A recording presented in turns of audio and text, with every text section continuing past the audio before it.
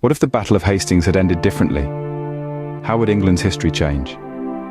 Picture, if you will, a time of kings and knights, a time of power struggles and grand ambitions.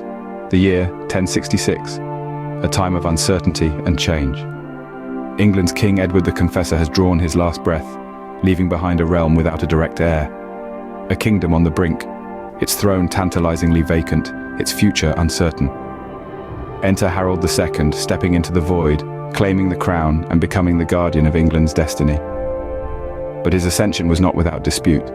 Across the sea, another figure watched with keen eyes and a sharpened ambition. His name? William, Duke of Normandy, Edward's cousin. He too had a claim, staked on a promise he said Edward had made to him, a promise of kingship.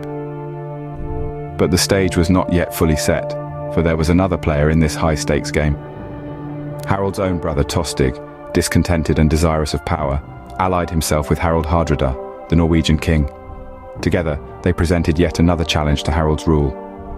This was a time when words were weapons, but swords spoke louder still.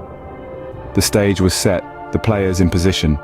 The spark had ignited the flame, and it was only a matter of time before that flame would engulf the realm. A dispute over the throne, a brother's betrayal, and a foreign duke's ambition had set the wheels in motion for a confrontation that would echo through the annals of history. Intrigue and power plays set the stage for a battle that would reshape England, a battle that would determine the fate of a kingdom, a battle that would alter the course of history. This was the prelude to the Battle of Hastings, the spark that lit the flame. The question now was, who would be left standing when the fire died down? Stay tuned as we delve deeper into this tale of power, ambition, and epic conflict. The stage was set, and William the Conqueror was ready to make his move. As the leaves of September 1066 began to turn, William, the Duke of Normandy, embarked on a daring journey across the English Channel. With him, he brought a formidable Norman army, a force to be reckoned with, all primed for the battle that would shape the course of English history. Their journey across the sea was not without peril, but the Normans were no strangers to adversity. Their goal was clear: England. This was an army that was not only here to stake a claim, but to take a crown. Their leader, William, was not just a duke, he was a would-be king, and he had his sights set on the English throne. Upon landing on English soil, the Norman forces made their way towards Hastings. It was here that they would come face to face with the English army, led by the newly crowned King Harold II. The English were not about to give up their crown without a fight. The stage was set, and the players were ready. The battle would take place on Senlac Hill, a location 7 miles from Hastings. This elevated position provided the English with a tactical advantage, allowing them to survey the battlefield and the incoming Norman forces. However, William the Conqueror was not one to be easily deterred. He had his plan, and he had his army. As they prepared for battle, the English forces formed a shield wall, a common tactic of the time. This formidable structure was designed to absorb and repel the charges of the Norman cavalry. Behind this wall, the English stood, a united front ready to defend their land, their king, and their way of life. In the chill of the early morning, as the sun began to rise over Senlac Hill, the tension was palpable. Two formidable forces, each led by a man with a claim to the English throne, stood ready to fight. As the dawn broke, it was clear that this was not just another day. This was a day that would go down in history. As the sun rose on Senlac Hill, so did the tension between the two formidable forces. The air was thick with anticipation as the battle commenced. The field of Senlac Hill, a mere 7 miles from Hastings, was about to become the stage for a conflict that would echo through the ages. On one side, the English army, led by King Harold II, lined up in a formidable shield wall, a time-honored tactic of the era. Each soldier stood shoulder to shoulder, their round shields forming an impenetrable barrier. Behind them, the English archers readied their bows, their arrows itching to take flight. Opposing them, the Norman French army, under the command of Duke William of Normandy, prepared for the onslaught. Among their ranks, the Norman knights, astride their mighty steeds, were the picture of martial prowess. Their lances gleamed in the morning light, a silent promise of the violence to come. The battle began in earnest, the air filled with the clash of steel and the roar of men. The Norman cavalry charged, their lances aimed at the English shield wall. But the wall held firm. the English forces pushing back with a determination born of desperation. The fighting was fierce and relentless, a brutal dance of attack and defense that lasted throughout the day. As the sun began to set, a moment that would become legend occurred. King Harold II, leading his men from the front, was struck by an arrow. Tradition tells us it was an arrow to the eye, a fatal blow that saw the English king fall. With their leader gone, the English forces wavered, their shield wall finally breaking under the relentless Norman assault. The Norman victory was decisive. The English army was defeated, their king slain on the field of battle. The way was now clear for William to claim the English throne, a claim he would soon make good on. His coronation as King William I, or as history would remember him, William the Conqueror, was now all but assured. In the grand tapestry of history, certain events stand out, their impact resonating through the years. The Battle of Hastings is undoubtedly one of these. It was more than a battle. It was a clash of cultures, a struggle for power, a turning point that would shape the future of a nation. So remember, as we delve further into the aftermath of this monumental event, that the Battle of Hastings was not just a battle, it was a turning point in history. The dust settled and a new era dawned on England. As the echoes of battle faded away, the landscape bore the scars of a fierce confrontation. The Battle of Hastings had been won.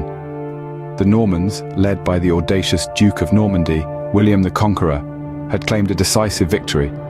The English king, Harold II, had fallen in battle, traditionally believed to have been pierced by an arrow to the eye. His forces, once a formidable shield wall, were now a defeated remnant. The English throne, the bone of contention, lay vacant. For the Duke of Normandy, victory was not merely about conquering a battlefield, it was about claiming a promise. William, the cousin of the late King Edward the Confessor, had long argued that the English throne was his by right. With Harold's demise, there was no one left to contest his claim. In the wake of the battle, William asserted his right to the throne. The once Duke of Normandy was now the King of England. The coronation of King William I, also known as William the Conqueror, marked the beginning of Norman rule in England. But the story of William the Conqueror was not simply about a change of monarchs. It was about the transformation of a nation. The Battle of Hastings had been a crucible, a turning point that would reshape England in ways that were unimaginable at the time. The Norman victory, the coronation of a new king, set in motion a series of events that would forever alter the course of English history. The Anglo-Saxon era was over, and the Norman era had begun. A new political structure, known as feudalism, would emerge. Castles would dot the English landscape, a visual testament to the new order. The blending of Anglo-Saxon and Norman cultures would give birth to a new English society.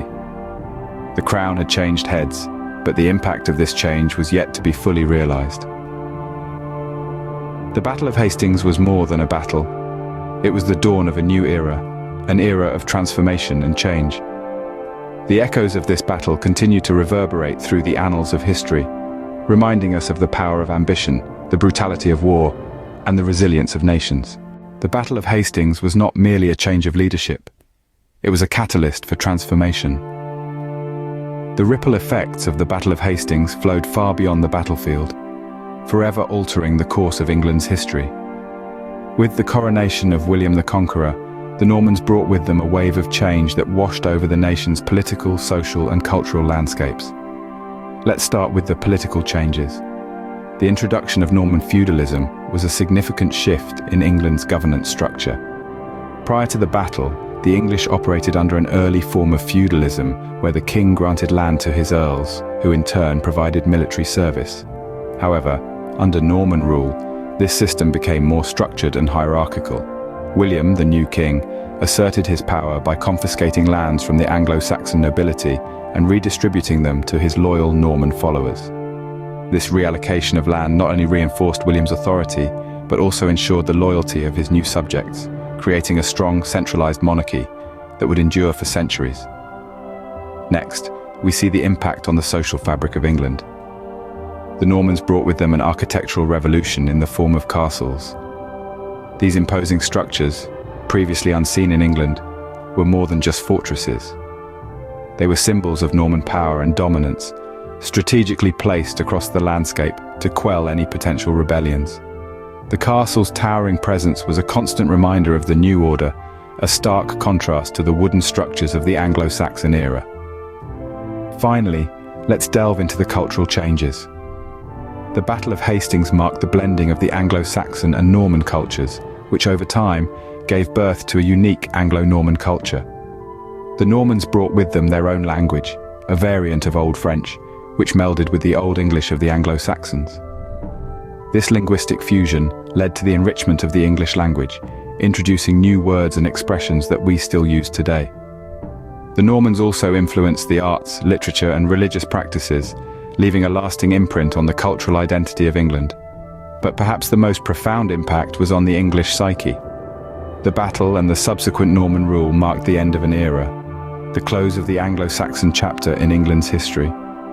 It was a humbling experience for the English, a stark reminder of the transience of power. But it also sparked a resilience, a determination to adapt and evolve, which has been a defining characteristic of the English people throughout history. In essence, the Battle of Hastings was a turning point, a pivot on which the destiny of England hinged. It marked the end of the old and the dawn of a new era, an era of transformation, of rebirth that forever shaped the nation's future. The Battle of Hastings was a watershed moment that forever transformed England. The Battle of Hastings was a pivotal moment in history. This epoch-defining clash on Senlac Hill in October of 1066 marked a dramatic shift in England's history, culture, and even language. The struggle for the throne of England, ignited by the death of King Edward the Confessor, brought together three key players on a chessboard of power, ambition, and betrayal. Harold II of England, William, Duke of Normandy, and Harold Hardrada of Norway were all vying for the crown. The intricate web of claims and counterclaims, alliances and betrayals, set the stage for the fateful Battle of Hastings. The battle itself was a testament to the military strategies and tactics of the time. The English shield wall versus the Norman cavalry charges was a sight to behold. Yet it was not just about the might and mettle of the warriors, but also about the cunning and guile of the leaders. The feigned retreat of the Normans, a strategic move that broke the English shield wall, was a turning point in the battle. The death of King Harold II, traditionally said to have been caused by an arrow to the eye, marked the end of Anglo-Saxon rule in England. William the Conqueror's victory heralded the dawn of a new era. The Norman conquest, as it came to be known, was not just about the change of a ruler, but a complete transformation of a society. The impact of the Battle of Hastings was far-reaching and profound. The introduction of Norman feudalism, the construction of castles as symbols of power and dominance, and the blending of Anglo-Saxon and Norman cultures laid the foundation of modern English society. These changes were not just political, but also social and cultural. The amalgamation of Anglo-Saxon and Norman elements resulted in a unique cultural blend that shaped the evolution of the English language and societal structures. Yet, the Battle of Hastings was not just about the victors. The bravery and resilience of the English, their fierce defense of their land, and their struggle for freedom and independence form an integral part of this story. It is a reminder that history is not just about the winners, but also about the vanquished, their hopes, their dreams, and their sacrifices. So, what if the Battle of Hastings had ended differently? We can only speculate. But one thing is certain, this battle shaped the England we know today. The echoes of the clash of swords, the cries of the warriors, and the silence of the fallen still resonate in the annals of history, reminding us of a time when the destiny of a nation was decided on a battlefield.